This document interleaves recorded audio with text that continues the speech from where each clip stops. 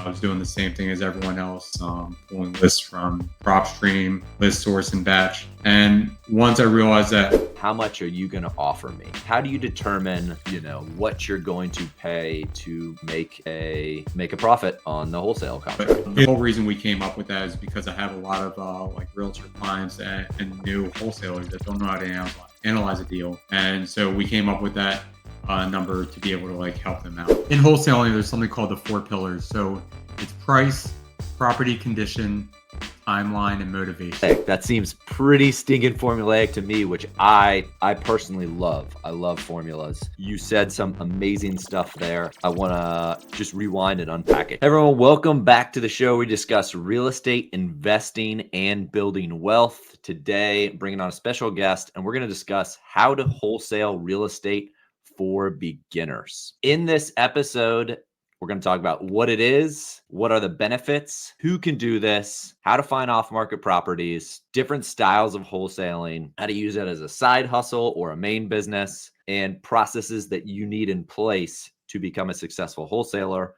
and what platforms you can actually list your wholesale or off-market deals on. With that said, and if you stick around to the end, special guest Faisal here is going to help me set up my own wholesale business so you can see the different processes that are involved and what you'll need to be successful as a wholesaler. With that said, let me introduce Faisal. He's a good friend. He's owner of Pinpoint Skip. Faisal, can you give a brief introduction of kind of your experience in wholesaling and why you can speak to it? Yeah, sure. First, I'll appreciate the opportunity. I was a data analyst for 6 years before realizing I didn't want to do it the rest of my career. Flipped my first place back in 2018. It was a slight disaster, which should have taken me 6 months, took me 14 months, and I lost like $10,000 on it. Took a little bit of a break. Then when we found out that we were pregnant with my first son, decided to start looking into buying rentals. I bought what would have been my first rental at the beginning of COVID, went over budget on it and wouldn't have had enough money to burr out of it. And so I sold it and I made $55,000 on it. 2 months later, I lost my job, which was the best thing that's ever happened to me, and decided to go all in on real estate investing. $20,000 or $30,000 setting up a wholesaling business. And after a couple months, just realizing that there had to be a better way. I was doing the same thing as everyone else, pulling lists from PropStream, list source and batch. And once I realized that I was doing the same thing as everyone else, people were telling me that I was like the 10th person that's called them that day. I decided to start looking into buying better data. And so went down the rabbit hole of trying to find better data providers with the eventual goal of selling that data. And once I found a couple in the summer of 21, that I started using my business blew up. And so from there, I wanted to see if the proof of concept was there, if other investors could get deals from my data. And I started selling it to friends of mine in my masterminds. And once they were able to get deals from it too, that's when I went all in on Pinpoint Skip. Yeah, I've seen some really amazing testimonials of people that have been using your data. And before we get into that data aspect, let's just briefly touch on what is wholesaling for people that might not know. Sure. So wholesaling is basically when you get a property under contract at X amount and you put a what's called an assignment fee on top of it. So anywhere from $5,000 to $100,000, and then you find an end buyer who's willing to pay that amount. So essentially, the end buyer will buy the contract or the rights to purchase that property at whatever price you guys negotiate. Gotcha. And how is it different from the normal like day-to-day real estate investor that might purchase off MLS that has a portfolio? What's the difference of wholesaling compared to that? Sure. So the beauty of wholesaling is essentially it's just a contract, and you don't actually have to purchase the contract or purchase the property itself. So the benefit and the I guess the allure of it is that technically you don't have to have any money other than an earnest money deposit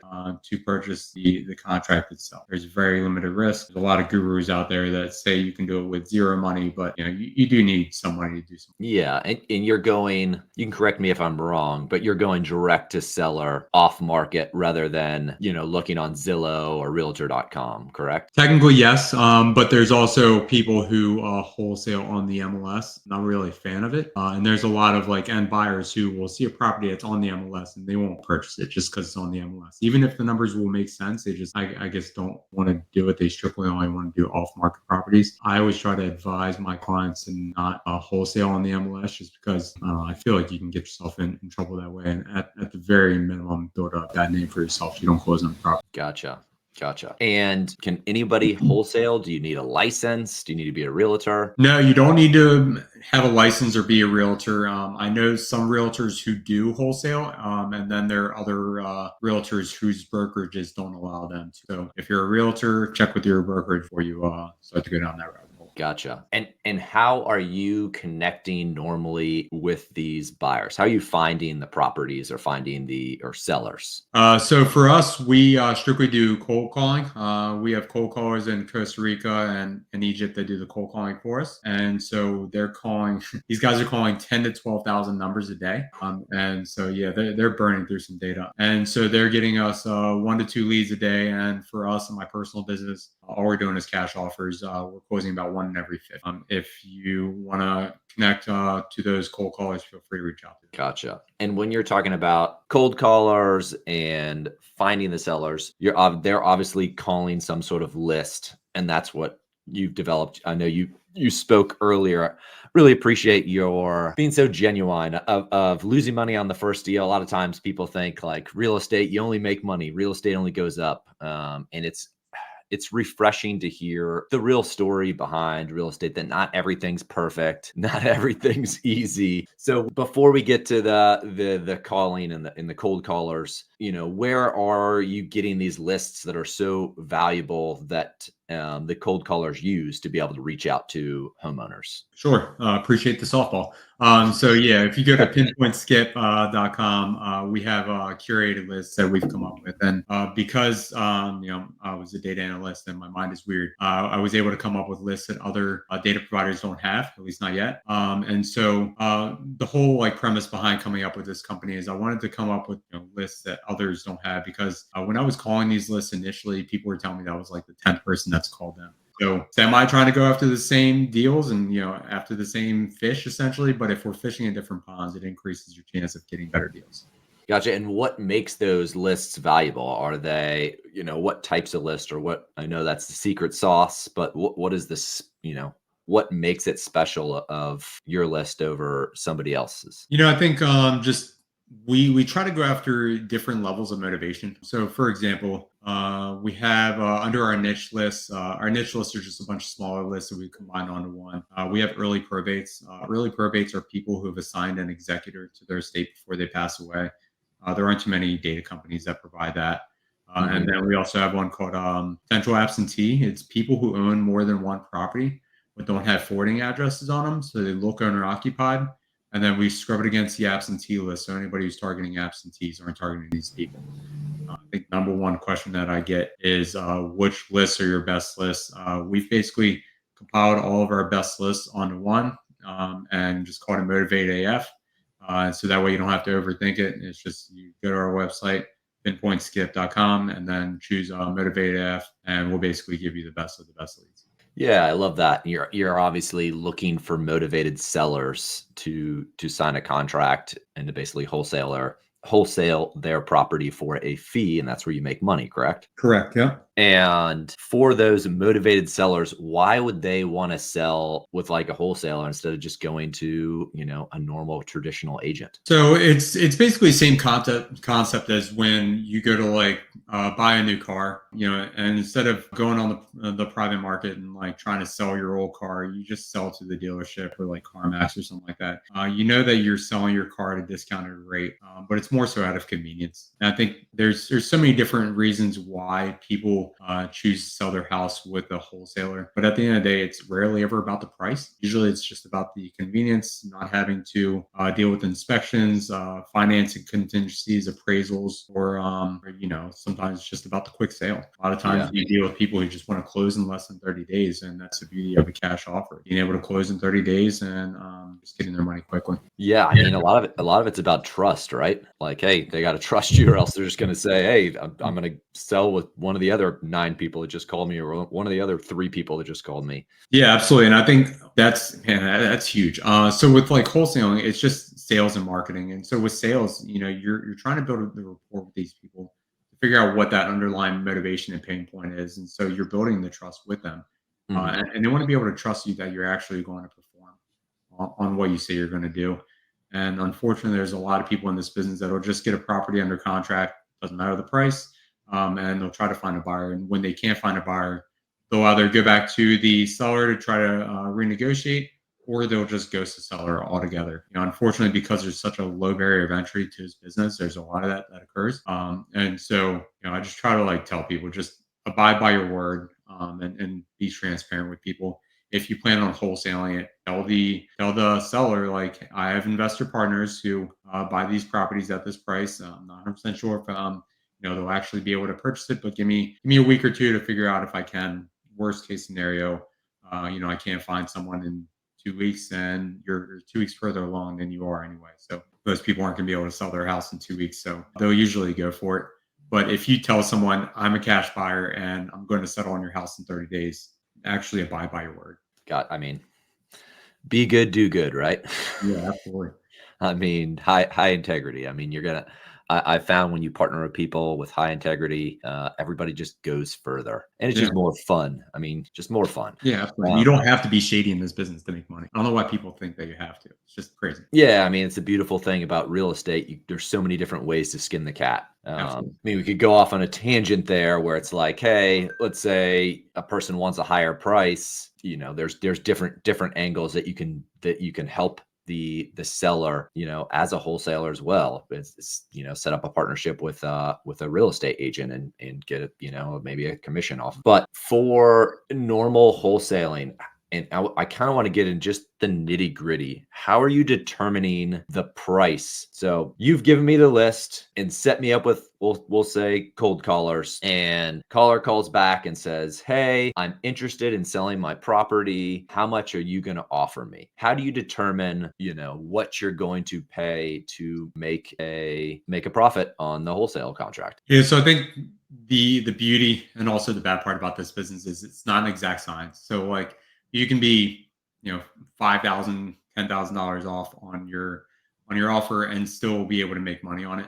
Hmm. And so a couple ways to do it. So we have a category on our list called blind offer. We've come up with it using AI. It's basically just an offer that you can give clients that any investor will purchase it at that price. So you have to be able to negotiate it down far enough with the seller to be able to get them to accept that price. That's one way to do it. The whole reason we came up with that is because I have a lot of like realtor clients and new wholesalers that don't know how to analyze a deal, and so we came up with that number to be able to like help them out. Another way is you can look at the cash sales in the area, and you can see what other investors are paying for properties in that area. Uh, Unfortunately, the bad part about that is you can't really determine the condition of the property when it goes to sell, and you can only just make assumptions. And so just kind of like see, like, if places in the area are selling for cash for around $100,000, you're going to have to try to negotiate it at like $80,000 to $90,000. An investor to purchase it at 90. And then the old tried and true method is you can do the ARV times 70%, or depending on your area, anywhere from 70 to 85% minus the rehab cost, and that's your maximum allowable offer. And then from there, you have to subtract the assignment fee that you want. Just using round numbers, if the ARV, the after repair value, is $100,000, you multiply that times 0.7, so that's $70,000 minus $20,000 in repairs. That's $50,000, and if you want a $10,000 assignment fee, maximum allowable offer is going to be $40,000. $40,000, correct? Correct. Gotcha. Okay. Yeah, no, that's awesome. Thought you said it was non-formulaic. That seems pretty stinking formulaic to me, which I personally love. I love formulas. You said some amazing stuff there. I want to just rewind and unpack it just a little bit, because there's actually a ton of value there that I think people can get. For first thing you talked about was blind offers. Is that kind of like a formula or an AI system that you've set up that you can just plug in an address and it uses maybe some conglomerate data like Zillow and Redfin, or Yeah, what is so that? I mean, it's obviously proprietary, but like a lot of it is based on like assumptions essentially. So it's cash sales, the age of the house, how long people have owned it, Hmm. square footage, beds and baths, and then it's again like an assumption based on the condition of the property. I think somebody who is taking care of their house has put a lot of money into it. Owner occupied also is going to be in a lot better condition than tenant occupied homes. If someone has had a tenant in there for 30 years or something, and they're just a slumlord or something. A lot of times it'll be in worse condition, especially if they haven't done any like updating like kitchens, bedrooms, or baths and flooring and stuff like that. So we try to take like the worst case scenario, and then again, because this isn't an exact science, it's just a matter of trying to find a buyer who will purchase it at that price. Gotcha. Is that proprietary to Pinpoint Skip, or is that like a third party thing that people can pay for? We've developed it with a third party provider, but it is proprietary. Yeah. Gotcha. Okay. So that's a service that you would offer for people that are working with you in your lists. Is that? Yeah, that column is on our list. So nearly every one of our records has that blind offer on it, unless a data point is missing. So like if the square footage of the house is missing, or like year built, stuff like that, it'll essentially be a null and it'll be a blank. Gotcha. Awesome. So on your list, it has all those categories. Correct. Yeah.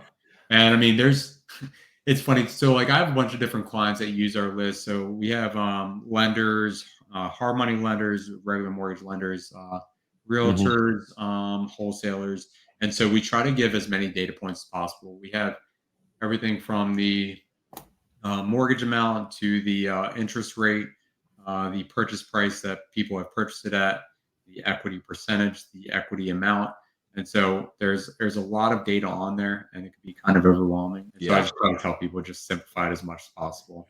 No, I love it. It means in the future that if you want to create different systems, you can with all that data, or people can use what they want. I mean, it's always better to have it than not to have it, even though sometimes for newer investors like we're speaking to, that data can become overwhelming. And it is awesome that you created that blind offer thing. I know all too well of just getting overwhelmed by looking at MLS or Zillow and looking at the same property over and over again because I didn't have a filter, and I'm clicking on the same property, maybe the third week in a row, going, oh, have I looked at this property just from a listing photo, and then going and be like, oh, I've looked at that property. It's terrible. I don't want it. It's a terrible deal. The cash offers, the other thing that I wanted to unpack that you said was super valuable. How are you figuring out, and I think this is super valuable for the audience, especially for people that want to get into wholesaling. How are you figuring out which property is sold for cash when you say cash offers? How are you determining that? So there's a couple different ways you can do it. You can either do it with a realtor. They have access to the MLS. Or there's a couple tools out there. Privy is one, and then we also use PropStream to determine cash offer. Gotcha. Privy and PropStream. You're dropping these little nuggets. I like it. If it's okay with you, after we're done with the interview, I'll put up during this section a sample of what your data looks like, so people can see all the different categories. Is that okay? Yeah, absolutely. And then I'll just we'll just take out like the owner's name and contact info. Yeah, that would be awesome. So people can actually see all that data that they get from Pinpoint Skip when you guys send them a list, because I think that's super valuable. So we talked about determining offer price. Let's talk about the systems that people will need if it's from the cold callers. Can you just go through the different systems that you help people? If I'm a potential client, I'm reaching out to Pinpoint Skip, reaching out to Faisal, what systems am I going to need? How are you going to help me get set up to do my first wholesale deal? Yeah, sure. So when I first started, it was a pad and, a pen, not a great system to have. I was super unorganized. When I was trying to call people, I was like flipping through to figure out I know I talked to you before, let me figure out like where the notes are. And so I just recommend Podio. It's spelled Podio. It's free at first. And then it's like, I don't know, like 20, $25 a month after like 100 leads. Within Podio, they have an app store. And so you just download one called the Seller Leads app. And they actually have a bunch of different apps that are geared towards real estate investors. Play around with it, and you can customize it however you want. But the Seller Leads app is all you need to start off with. Just think of it like a digital filing cabinet. It's just there for you to store your leads. And a caveat to that, when you get a list from us, you don't upload it into Podio. Podio is just there for the warm leads. And so when you get, a lead from your cold caller or something, they'll enter it directly into Podio. And the reason being is because once you upload a huge amount of data into Podio, it can get kind of clunky and slow. Gotcha. So they're going to have, not only are you giving the client the list, but you're also giving the cold caller, and you're making that connection, correct? So I just refer the cold callers to my clients. It's a cold calling company I've used since February of 21, and they make the connection on their own. So when they order the list from Pinpoint Skip, we send the list to the client, and then the client sends it to the cold calling company. Love that. And then from there, what other systems other than Podio do people need to have set up to be successful at wholesaling? Yeah. So when you're first starting off, I like my clients to have like a lean operation. So you just need like a Google Voice number. Don't call people from your cell phone. Google Voice is an app. It's free, and you'll get a phone number that's different than your cell phone number. So you can just call people from there, and then that's pretty much it. You can find a contract anywhere online, and it's not that hard. I'm sure any wholesaler that you talk to will be able to give you their contract. There's nothing proprietary about them. And then from there, you're just calling back the people and building rapport. I try to tell people uh, our only job as real estate investors is to add value and bring value to people. And so the money is a byproduct. So, like, if you call someone and they're like, I don't really want to sell my house at this much of a discount. I like my house. The only thing I don't really like is like the kitchen, for example. You can refer them to a contractor and maybe get like a referral fee from the contractor or like a realtor. It's just a bunch of different ways for you to make money. It doesn't necessarily mean like you have to get it under contract. And then I think that goodwill will go a long way with the seller. So like as you're continuing to follow up with them and like build a rapport, they remember who you are. You're not the guy who's slimy and just trying to get a deal. You're the guy who's actually like calling to see how they're doing and like actually like figuring out who they are as a person and like what they actually need help with. Yeah, you become in essence a connector. We talk about in the business industry, just connecting people that can help one another. I mean, that's awesome. I really love that advice because not only does it makes people want to work with you, definitely. I mean, an advice that I often think about in my own business is I'm always trying to make it easier for the people that I work with, whether it's my employees, whether if it's the contractors, whether it's the tenants. I want to make it as easy as possible.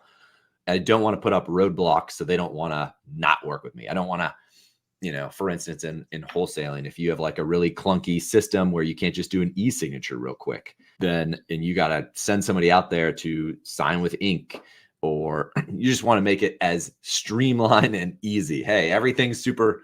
So I love that connector piece. Then moving on. So do you have templates that you share with your clients, or does the cold callers already have templates set up of how they speak to, the potential seller? And do you have anything So like that? I don't give my cold callers scripts because of the fact that they have, I think it's like last I checked, it's like 2,500 cold callers, and all they do is cold calling for real estate investors, and so that's pretty much all on them because of the fact that like these are foreign cold callers. You don't want to give them a new script that they've never seen before, or they have to practice on, and so it'll sound like they're reading. So if you give them something that they're already trained on, or let them use what they're already trained on, then it'll be a lot more natural and flow. Gotcha. So they already have scripts that they're working off. This is like all they do is Exactly. wholesaling cold calls. Yep. And then so a lot of my clients tend to like overthink, like, all right, well, what happens when like I get the lead from there? Like, do you have a script? No, you just call them up and just build a rapport. It's just like I be love natural, that. be a human, like they've already like set it up for you. So you just have to like just call and be like, hey, how you doing? Like, you talked to one of my colleagues about like selling your house. Like, tell me, like, why do you want to sell? And then from there you just build a rapport. I love it. So you're just going to get in reps, and you're just trying to figure out if you're a good fit for that seller.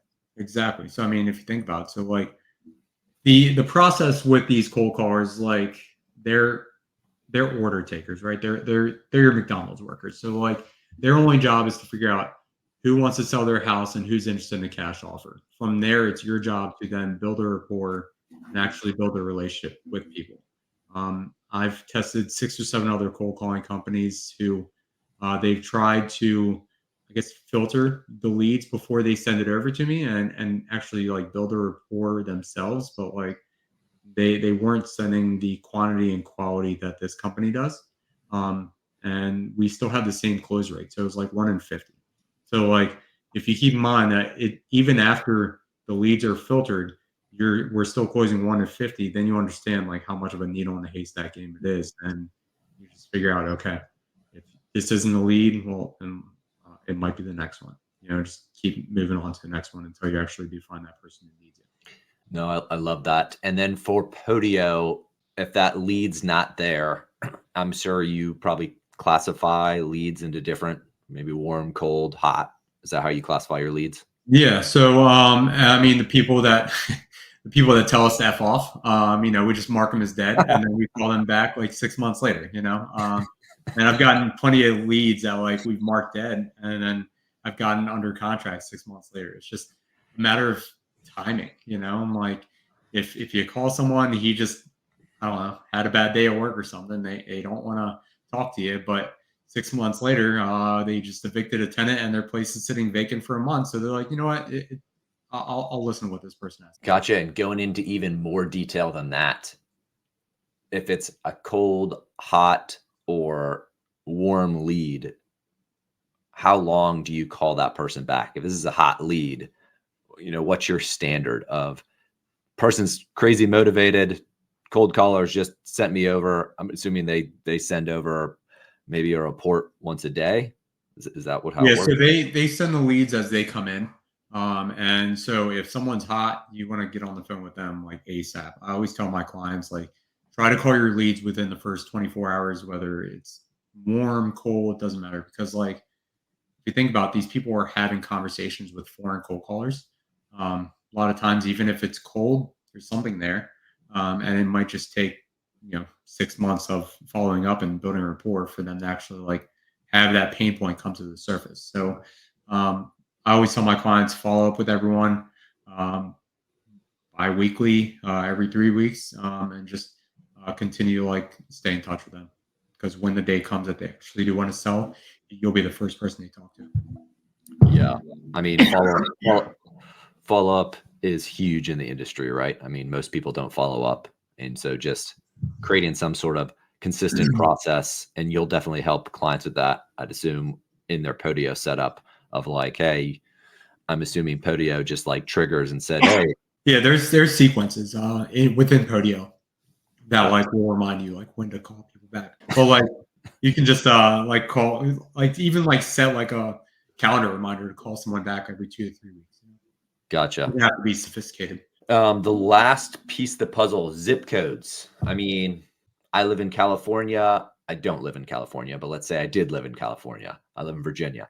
If I live in California, can I reach out to you to get a list for my local county, or is this specific to Maryland? Talk to No, me our about data, lists. yeah, our data is nationwide, and I have clients all over the country. Um, and I thought when you said zip codes, I thought you were going to go with like how to choose like the best areas. I always tell people like if people are buying in your area, start with where you live or where you're familiar with. Especially like starting off, you don't. There's a lot of like gurus out there that are trying to teach like virtual wholesaling.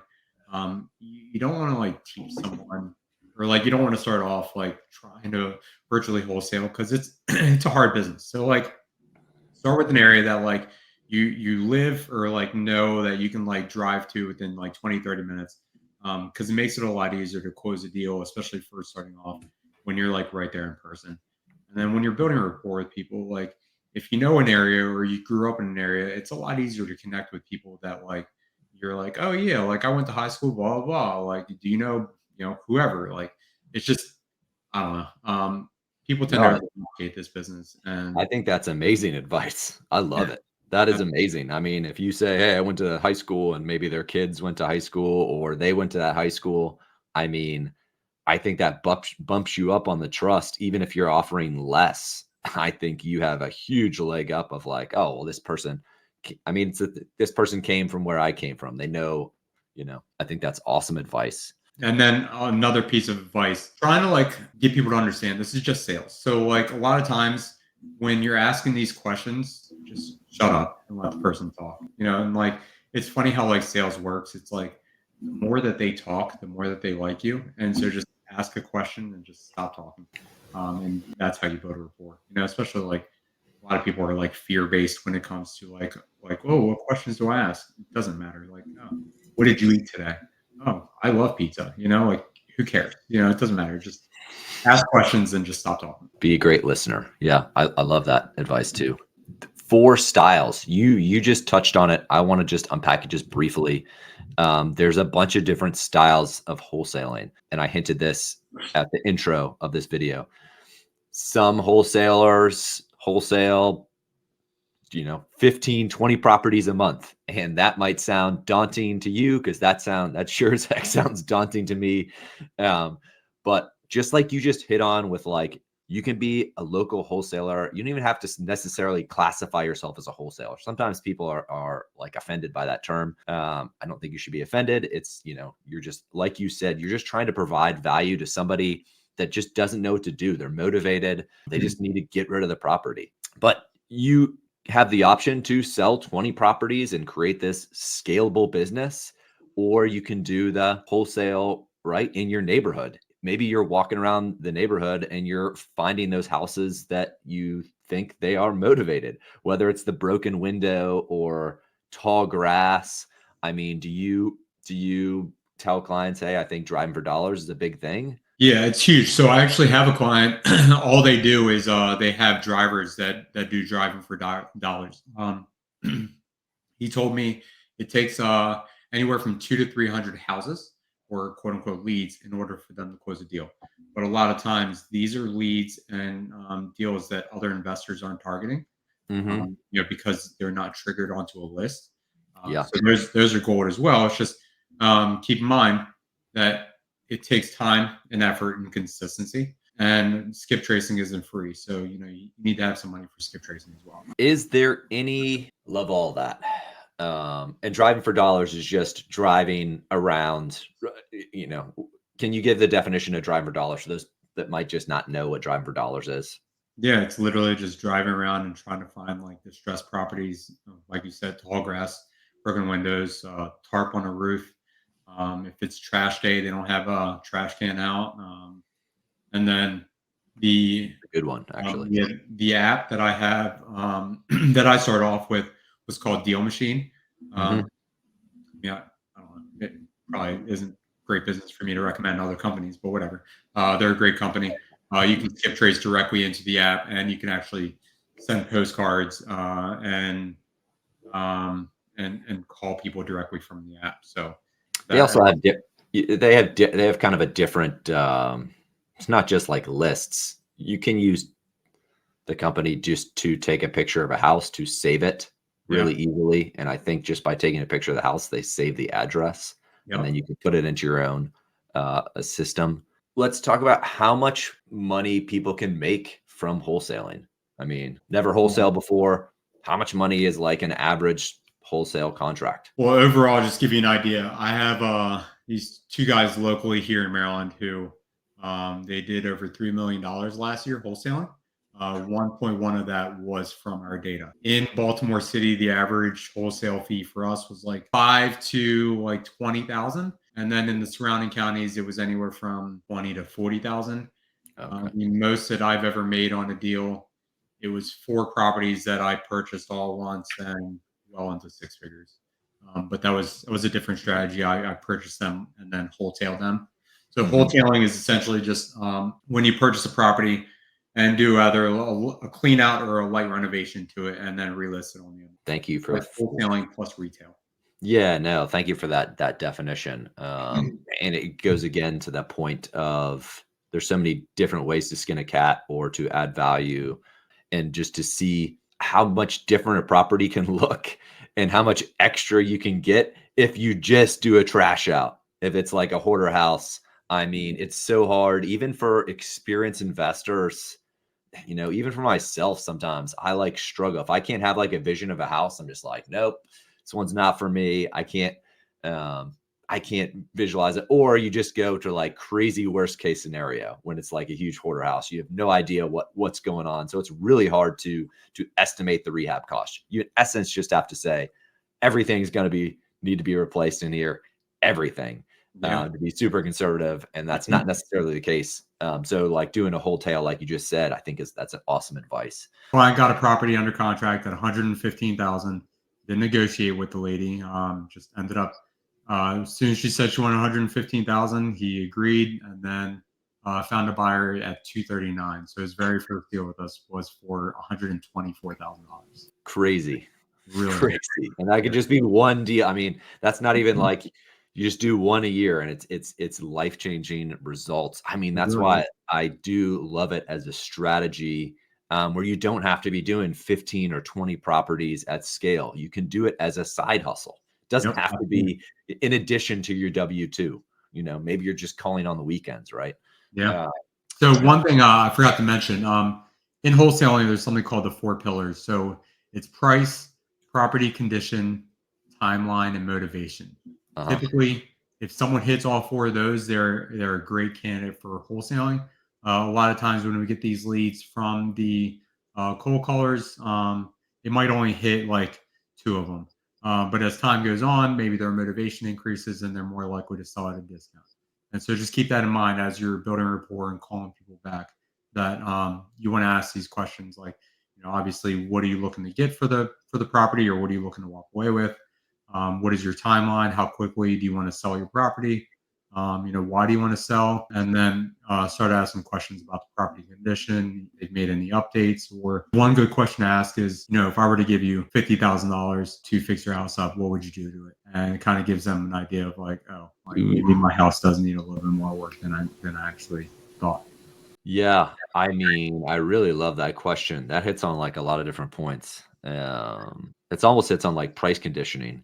Even if you want to bump it up a little bit more, you could say, "Hey, if I gave you $100,000, what would you do to your house?" And it kind of starts giving that. Oh my! It probably almost psychologically says like, "Oh, that's $50,000 for a kitchen and 20, and they'll spend. I mean, it's almost like the government. They're gonna spend their $100,000 budget, whatever it is, they're going to spin the entire thing. Yeah, Uh, I mean, because a lot of people, when you're talking to them, will say like, "My house doesn't need any work; it's in perfect condition." Oh, like when did you last update your kitchen? Was it updated in the last like 10 years? What about the yeah, bathrooms? Like, when was the last time you updated that? Roof, like HVAC, and then like someone's like, "Oh, well, I just painted our living room last month. It added $100,000 worth of equity." It's like, no, that doesn't work like that. no, I love that, and you're also not offending them by asking these you're being super tactful in how you're asking your questions, and even if you're asking them about materials, you just gave so much amazing value on the questions when you just jotted them out, a bunch of them just like 5 minutes ago. On top of that, I think you'll appreciate this, but for people that are wholesaling, to even make your stuff so you're not forgetting these questions, we often create processes in Trello, and we basically just make a checklist. And what I would do if I was doing wholesaling full time is I would just create a checklist of every single main question that I would want to hit and make sure I didn't miss. And then while I'm actually talking to them on the phone, I would actually be checking the boxes. So in Trello, you can make these different lists, and it's how we run our property management company, and how our virtual assistant who lives in the Philippines that had no property management experience can do all these different processes that are relatively complex because she's just going through and clicking the box. And what it allows that client to do is it allows them to have the same quality every single conversation, similar to a script, but it's just like, hey, make sure you're asking, what renovations you need to do. All the questions that you just actually gave people, which is amazing, but and then have them written out in a Trello board. So every time you have that conversation, you're not forgetting, oh, what do I need to say? Do I need to ask about this or that? I think that's helped us a ton, and I think that will definitely help anybody that's getting into wholesaling as well. Yeah, it's genius, actually. Yeah. Let's go into kind of the next part. where if you are setting me up, and I've been looking at vacation properties a decent amount lately. So let's talk about setting up Dave Hathaway's I want to pick up a vacation property. I'd be doing it different. I don't want to start a whole new wholesale business. My real estate business is just fine, as well as we do passive investing and syndications. But if I wanted to pick up a vacation property, and let's say I want to pick up a vacation property. This is a place that I've gone since I was a kid. Grew up with my grandmother, had a timeshare there. But if I wanted to buy something in Massanutten, Virginia, and I just haven't been loving the prices, and there's just a super tight constraint of supply. So like only like 4 properties on the market in that resort area. So walk me through how you're going to pull those lists for me. Just walk me through. This is our first day. I want to get a vacation property there. You know, I don't care how much it's going to cost. I just want to get a deal. So this is my wheelhouse. So this is what I do every day. So the beauty of that is that you, as an investor, you don't have to work in your profit, right? So you can buy a discounted property that you're not paying full retail for. And I mean, a lot of times when something hits the market, now you're paying over retail as well. So you're able to get yourself a discounted property and something that will grow over time. You can eventually pass on to your kids. So that's an awesome strategy. What I do with my clients is I like to start with the budget in mind first. So let's say you only have $500 and that you're like, I only have $500 to start off with. Here's where I want to start. I try to teach my clients, think of time and money as a sliding scale. A lot of people, when they're first starting off, have a lot more time than money. And so they're the ones that have to do all the cold calling themselves, the texting themselves, maybe handwriting letters until you start getting a couple deals, and then you can reinvest back in your business and start scaling that way. And you're actually buying your time back, where you're able to outsource the lead gen aspect of the cold calling and texting and even mailers. Because at the end of the day, wholesaling is just a marketing company.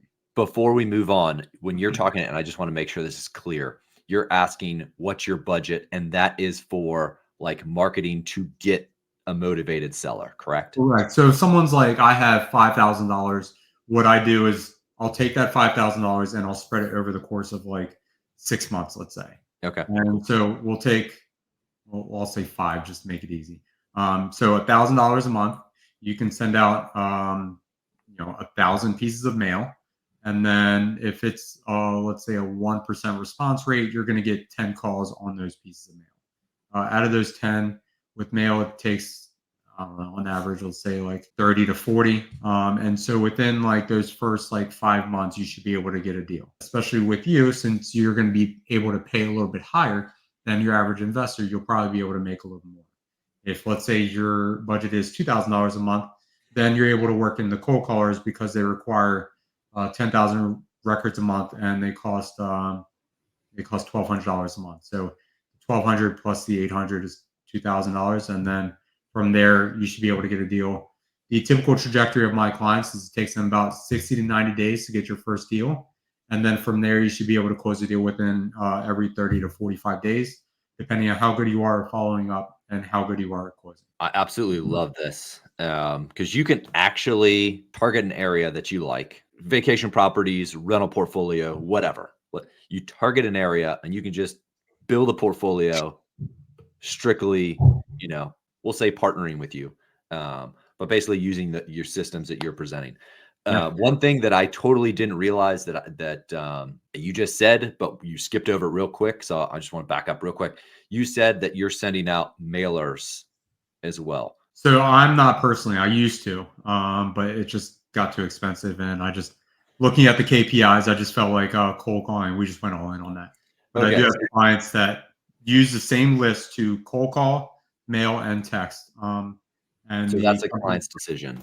Yeah, correct. So like usually when you have multiple marketing methods, you increase your likelihood of closing more deals because people respond to different marketing channels different. The old person who's answering their landline isn't going to be the same person that's answering a text, isn't going to be the same person that's calling back a postcard or a letter. Gotcha. So you think that the cold calling method is the most efficient method in wholesaling, but people can also use, is that correct? I don't want to make assumptions. So it is an assumption. So it's I would say the cheapest and most effective. Okay. As people grow, a lot of people will then move online. So they'll start doing SEO, which is search engine optimization on like websites, and then also PPC, which is pay per click, and then also pay per lead, which is there's a couple different companies out there that charge anywhere from 100 to I think $600 for a lead, and Mhm. essentially they're able to get those using like PPC and SEO and stuff like that. And then what they'll do with that lead is they'll then sell it to other investors. The good part about that is you're able to get people who are more motivated. But unfortunately, the bad part about that is they will sell the lead to multiple investors. And then also, when someone goes to a website and fills out their information, they might end up going to 5 or 6 different websites. So you're up against 5 or 6 different PPL providers that are selling those leads to like multiple people. Yeah, and am I correct in saying like each market, there's a variable in each market. Some markets there might be, really high rate of cold callers generating leads. Some might be better for mailers. Some might be. It's probably a demographic thing. It's probably a culture. Probably a bunch of different things. Yeah, It's absolutely. kind of There's change. a It bunch of reasons. shifts.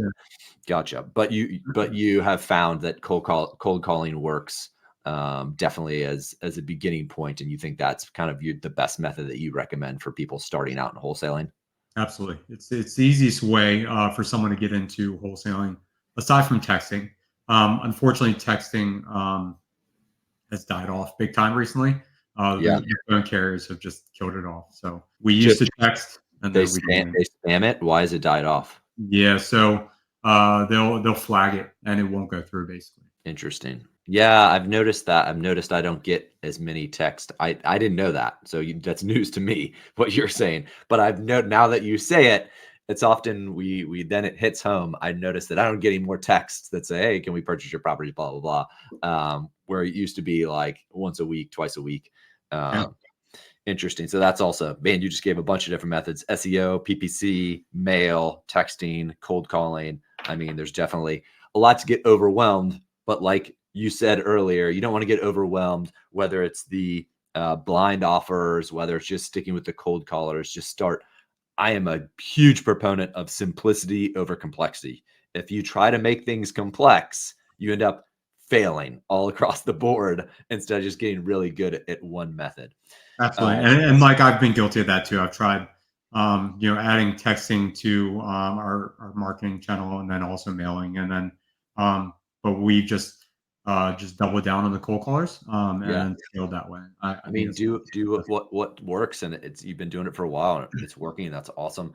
I'm sorry I completely sidetracked you from setting up our getting my vacation property in Massanutten.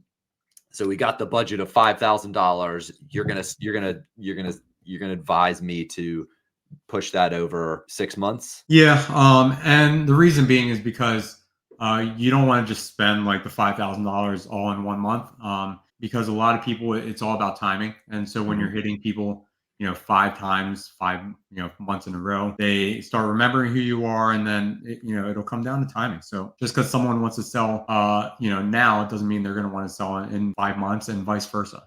And so when you're hitting them every month, it's like okay, like it'll click, and the timing would just be right. Gotcha. I mean, consistency. And then is there, I know you briefly hit it earlier. You said for the cold callers, for you to utilize the cold callers, they have to be calling so many leads, or you have to have so many leads for them. Is that correct? Yeah, so they require 10,000 records a month. So 10,000. I'm not 100% sure, but I'm assuming Mastodon, you probably don't have 50,000 records. So for that, you're going to have to uh, do something that requires more focus. And so mailing is usually your best bet in that. So if it's a smaller market like this, or whatever, we'll say like Myrtle Beach. Myrtle Beach is another one of my privies that I'm like, oh, I should get a couple properties down in Myrtle Beach. But Myrtle Beach has 10,000 records. It has to be 10,000 new records, or are you just saying 10,000? Like, are you giving in 10,000 new records each month? Yeah, so with Myrtle Beach, I think it's somewhere around like 30,000. And so essentially you'll have like 3 months worth of new records to be able to send to the cold callers. Gotcha. You can, yeah, after 3 months. And I mean, there's always records being added depending on like the pain points and stuff like that. But after that, we can discuss a different strategy, or even sending the original list that you pulled um, back to the cold callers. I mean, it's not recommended, but it's possible that you'll end up getting a deal from the original list. Yeah, and you're saying that the list changes depending on does that list, I mean, you hit it briefly early on, like potential absentee, which is somebody that doesn't live, it's not an owner occupied property in Right. layman's terms, correct? Yep. And I mean, I guess that change, early probate's going to change Yeah. every so often. I don't know how often they update that list. uh, Monthly. Monthly. So you could pull a list 3 months later and there's going to be different names on that list. So gotcha. I'm tracking. So we're using the $5,000 and we're switching our markets over in Myrtle Beach to try to get the cold callers at least 3 months of calls. And then they get me so many calls. You're saying the hit rate is somewhere around 1 to 50 that I'd actually get to go on an appointment. Yeah, so with the cold callers, they're getting us 1 to 2 leads a day, and then from there, we're closing about one in every 50. And that's just cash offers. We're not doing anything creative. We're not listing anything. We're not doing anything like sub to or anything like that, or Gotcha. innovation. So They're getting 1 to 2 warm leads a day. correct. Yeah. Okay. So then you're required, and I just want to make sure everybody understands it. I want to make sure I understand it personally. Yeah. So then they're going to send over an email that says, Dave, 2 hot leads off the press today in the last hour.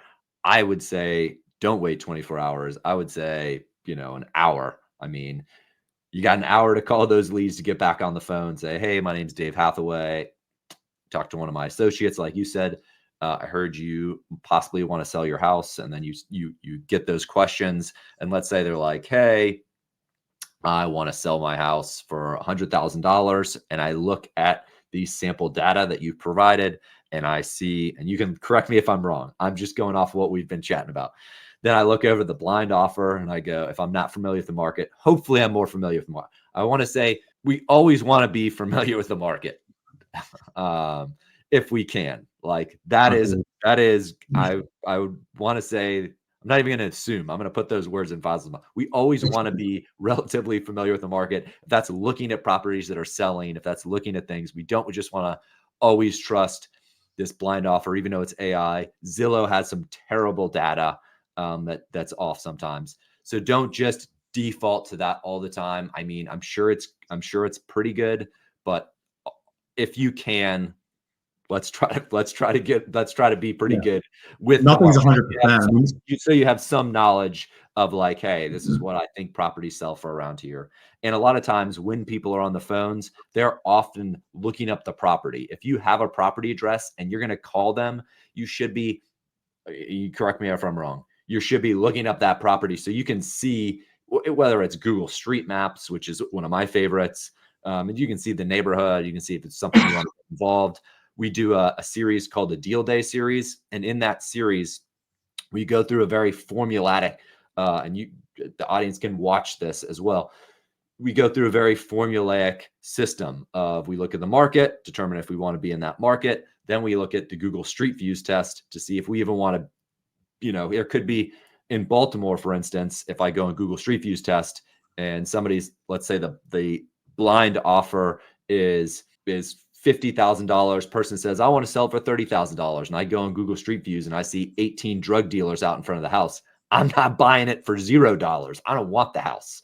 Not for me. Even, I mean, we're talking about Baltimore, even if it's like a shell, or if it's been torn down by the city, you know what I mean? So like the data doesn't know that it's been torn down by the city. And so someone will happily take $35,000 for a piece of land in Baltimore. That's Yeah. your home. So in certain markets, you do want to be diving deeper. So, yeah. but we'll say buy offer price is good, and it's under it's over what the seller wants. So I just say, yep, I'm going to send them over a contract that I find online.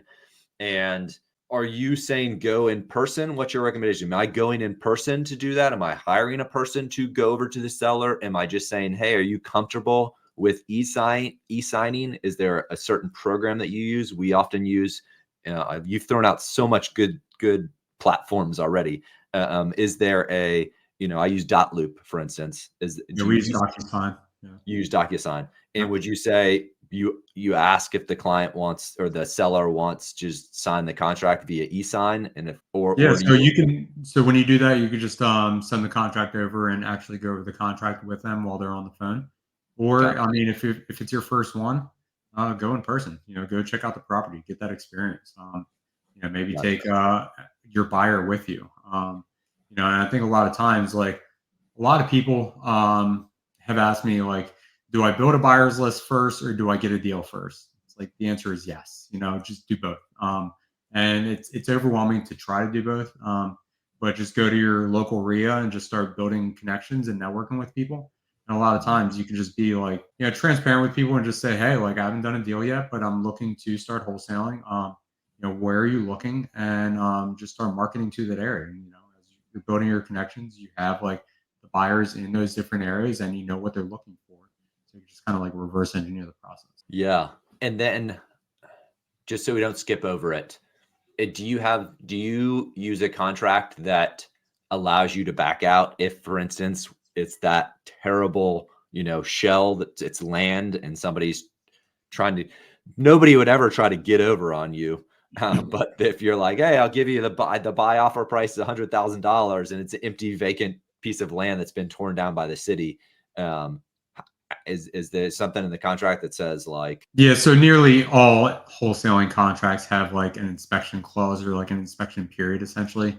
Gotcha. Because like when you're trying to buy a property like sight unseen, for example, and you actually go to a property and you see that it's got like foundation issues or like a hole in the roof that hasn't been dealt with for a year or something like that. It allows you to not be forced to buy the property. So, And to back out. yeah. That's great and good for people to know. So make sure that is in your contract. And are you recommending that people partner with somebody else that's boots on the ground? I know you said earlier, obviously best for your first couple to go in person, get the reps in, understand what's going on. But as you progress in your journey, or let's just say you just want another A player on your team, are you saying reaching out to this agent that knows the area and saying, hey, I'll give you $100, whatever, a fixed fee. Just need you to go over and make sure there's a building standing there. It's in good condition. Walk around, maybe see if they can get in, do a video of the inside. Yeah, What's agent, your preference inspector. there? Yeah, agent, inspector, wholesaler, contractor. I've had clients that have done something called a 4-point inspection, where they've paid an inspector $100 to inspect the roof, foundation, electrical, and plumbing, and then just to see if the property is in the proper condition. And then sometimes what they'll do is they'll use that report to go back and renegotiate with the seller. Ooh, it's diamond right there. It's Yeah. fire. I really like that too. Yeah, maybe seller says, hey, we'll give a perfect example. I mean, seller, we'll just say tenant or seller will say, oh yeah, property's in great shape. It's totally cleaned out. Everything's fine. We often go to do a turnover and there's tables, couches, beds, everything is not cleaned out. So I don't know if this is a cultural thing or people just don't understand or they're just lying. But if you Yeah. have an inspector, I love that golden nugget. You have an inspector that goes over, gives you an inspection report. I mean, a lot of inspectors, it's anywhere between 150. If you're probably doing a bunch of inspections, you can probably negotiate on the price, but it's 100 to, $300, $400. And then you can go right back and say, hey, we had the inspector go over, and it provides a check and balance for your deal. And it allows you to say, hey, you said your property was like perfect. It says that your flooring is bowing up in the middle. You got water damage in your bathroom. You got a water faucet. I mean, we're going to need to take off some money off the price. So let's say we get all that under contract. And so I want to sell this puppy. I got it under contract. I have my fee locked in there. Let's say it's $20,000 that I'm looking to make and then I'm going to find a cash buyer. What are you using to find that cash buyer? If you haven't built out a list, I mean, what are you doing there? Facebook investor groups are huge. And then also like the Meetup app. I'll post deals through through Meetup. And then Holster is another great one that we use to find buyers. I don't know if you know what Holster is, but it was started by a guy from here locally in Baltimore who his name is Jared, and another guy, Mark Owens, also started with him. And so Holster is essentially a dispo app that'll help you find buyers. And then Investor Fuse is another website, but I know it's kind of expensive. So there's a bunch of different platforms out there that once you find the deal and it's actually a good deal, it's not that hard to find a buyer.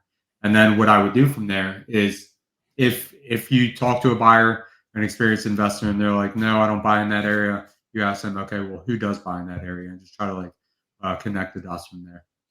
I love your questions. Your questions, you've given so many out, and I really love. I hope people are taking notes while they're watching this, because those questions are really important and really valuable. I love how you just gave out a bunch of different ones. I didn't actually realize that meetup.com allows you to post anything. I thought it was just like for events. You're saying you can post the deals on there that you find somehow? Yeah, so it's through like different like email lists on like the meetup like group. Like I can't remember the name of the one locally here, but that was actually how I started building my buyers list, was sending it through like their email. You're saying that like there'll be a meetup group that's like Maryland investors and it Yep. has 1,000 people and you can just send out an email to that group. Correct. And then Do you have to pay for that or is that free? no, it's free. But there are Amazing. like moderators and admins that won't let you like send to the whole group. Some of them won't let you send to the whole group, but then they'll reach out to you and be like, "Hey, I'm interested in your deal." So it's funny how that works, Convenience, right? convenience, those moderators, gatekeepers. There was one other thing that I wanted to, another way to find cash buyers is, and I don't know if you've used this, but it's you look at the MLS, see properties that, or, realtor.com, properties that sold and were relisted. And usually you can tell that they were done by a flipper, or just look at the cash buyer. If you can figure out how to find the cash buyers, figure out who's purchasing, who's the cash buyer in that zip code. And then if it's through, they're using an agent, a lot of times just reach out to their agent and you can that's listed the property and just say, hey, I have this property on the same street. One thing that I've experienced myself is I love to purchase a bunch in the same area. If it's on the same block, even better. Because like you're experienced with how much they're going to rent for, you're experienced with with the area, and you're putting all these properties together. So if you have, if you're more comfortable as a cash buyer. So if you can find somebody that's buying on the same block, it's huge. And I would like to say that you're like 50% more likely for them to purchase, unless they lost money on the property. Then they'll probably like, nope, I'm never purchasing that area again. But that's another way to find your in buyer. Huge gold nugget there. Yeah. Is there anything else that we missed? I mean, we kind of went through full cycle, which I loved. I think that provides a lot of value. Is there anything that I missed that I should ask you as a question, other than we'll go over Pinpoint Skip and how people can reach you here in a second? But is there anything we missed in the process itself? No, I mean, another shameless plug is you can pull a cash buyers list from Pinpoint Skip of like that specific zip code and reach out to those people directly. No, I love But it. yeah, that's another way you can build your cash buyers list. No, I think a lot of people just tend to like overcomplicate this business. It's not hard. It's work, but it's simple. And it's just marketing and sales at the end of the day. And that's pretty much like the advice that I give to people is just if you don't have the time to follow up with people and you don't have the money to invest in these systems, figure out a system that will work for you where you're the one that has to put in all the time on the front end. Because I don't know, this business has been like so rewarding for me. I've been able to like create a life where I'm hanging out with my kids. I'm able to drop my kid off to school and pick them up every day. And like real estate investing is really a game changer. I was in a job where I was miserable. and I think that there's a lot of people that are like that. And so real estate investing is being able to like create a life for myself that I wouldn't have been able to do like had I been working a 9 to 5 and like going into a job every day and just like missing out on my kids growing up essentially. So wholesaling is just a stepping stone into different avenues of real estate investing, like buying rentals and flipping and you know, different avenues essentially. And so it's a great place to start. And as you learn, then you can figure out what you actually want to do with your career. Yeah. No, I have loved this interview. Thank you for spending I hope people watch all the way to the end because there's been so many gold nuggets here. For Pinpoint Skip, people want to reach out to you. They want to start wholesaling. They want to, hopefully leave their job and have a little bit more fulfillment, spend more time with their family. You painted a really great picture. I think real estate does that. What's the best way to reach you, Faisal? And so you can help them set up their systems. Yeah, sure. So in social media, you can find me. It's Faisal Morsi, and then also Pinpoint Skip, both on Instagram, Facebook. I think we're on LinkedIn and TikTok too. And then you can go to pinpointskip.com, and our lists are 8 cents a record. They come about 90% skip trace, meaning 9% of them will have the phone numbers with them. And then if you want to hop on a consultation call, just reach out to me, Faisal, Faisal, at pinpointskip.com, and we can set up a call. Gotcha. I love it. We will have all of Faisal's information in the description below, so you don't have to rewind it and watch it 15 times. You can just cut, copy, paste, and send him an email. That's it. I really appreciate your time today, Faisal. It's been great. I mean, so many gold nuggets, and I hope to have you on again, actually. Yeah, appreciate the opportunity. If there's anything I could ever do to help you out, let me know. Absolutely. Thank you, Faisal. All right, thank you.